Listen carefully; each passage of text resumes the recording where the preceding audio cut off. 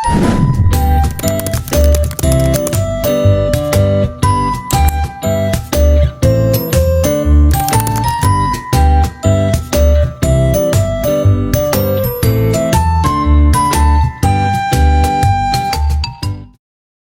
semuanya, perkenalkan nama saya Bunga Mandalai Fadri dengan NIM 24022007. Saya akan menjelaskan beberapa teori-teori tentang karya ilmiah. Karya tulis ilmiah adalah tulisan berisi pemikiran, tinjauan, kajian, dan ulasan yang disusun secara sistematis dan memenuhi kaidah ilmiah. Karya ilmiah ini digunakan untuk memecahkan masalah dengan menggunakan landasan teori dan metode ilmiah. Karya tulis ilmiah ini biasanya berisi data, fakta, dan solusi mengenai masalah yang diangkat, dan penulisan karya ilmiah ini dilakukan secara runtun dan sistematis.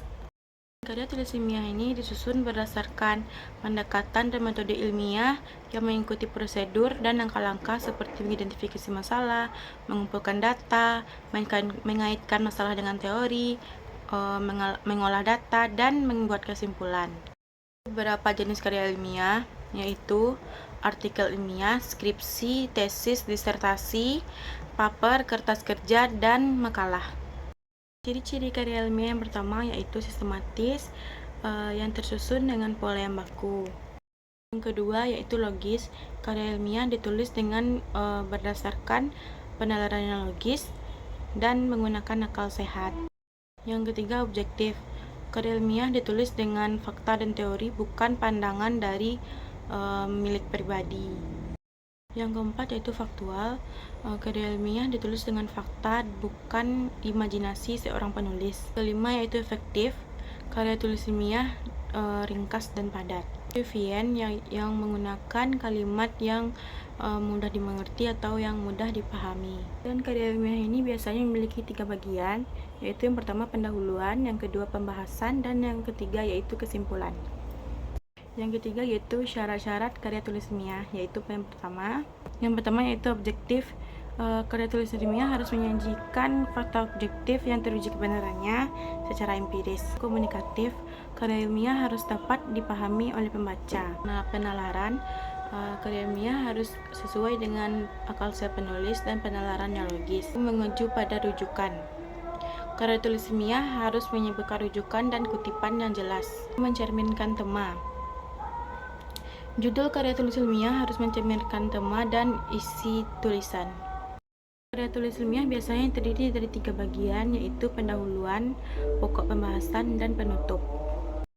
Karya ilmiah memiliki beberapa fungsi dan manfaat, yaitu fungsi yang utama yaitu menyampaikan pengetahuan, yaitu menyebarluaskan hasil penelitian kepada masyarakat.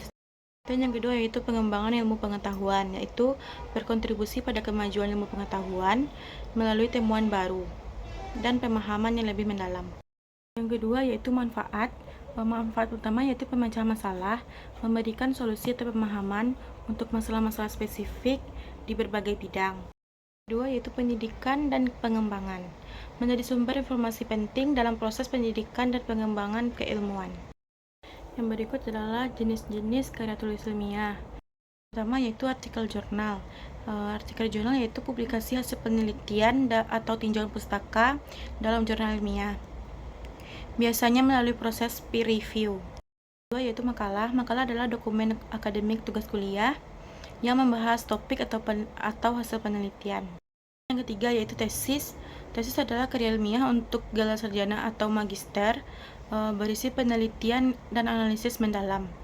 Yang keempat yaitu disertasi. Disertasi adalah karya ilmiah untuk gelar doktor, mencakup penelitian yang sangat mendalam, kontribusi baru dalam bidang ilmu. Yang keempat yaitu disertasi. Disertasi adalah karya ilmiah untuk gelar doktor yang mencakup penelitian yang sangat mendalam dan kontribusi dalam bidang ilmu. Berikutnya adalah urgensi publikasi karya ilmiah. Yang pertama yaitu penyebaran pengetahuan. Penyebaran pengetahuan yaitu memperluas akses terhadap temuan baru. Yang kedua yaitu validasi, mendapatkan pengakuan dan validasi dari ahli melalui peer review. Dan yang ketiga yaitu karir dan akreditasi. Karir dan akreditasi menunjang perkembangan karir, akademik, dan memperoleh akreditasi. Yang keempat yaitu diskusi dan kolaborasi, yaitu memfasilitasi diskusi dan kerjasama penelitian lebih lanjut. Yang kelima yaitu dokumentasi.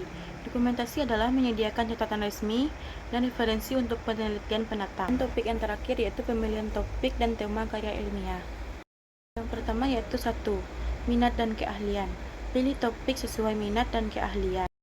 2. Relevansi. Pastikan topik relevan dengan isu terkini.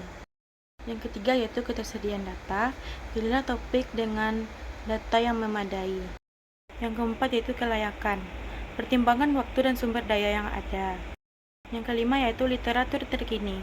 Tinjau literatur untuk menemukan celah penelitian.